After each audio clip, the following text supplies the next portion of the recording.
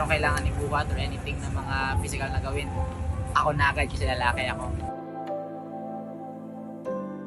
Ang mga nilalapitan namin, mga lalaki namin kasamahan. So para sila yung mas engineers. Siguro yung paggamit ng linyahan na boys will be boys.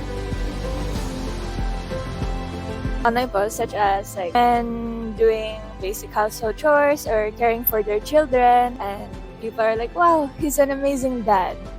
But when it comes to mothers, it's already expected and it's unappreciated.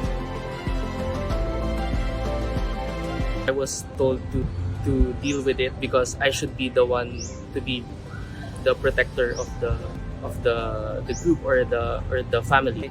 Parang sinasabi sa akin dati na pag umiyak ako, mahina na akong tao.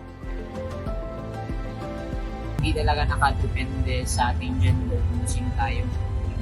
So, kasama na yung pagmamahal natin. Parang yung linyahan na kalalaki mong tao, kababae mong tao. Ang magandang layuan siya in a way. Kasi nga, sobrang free ng gender.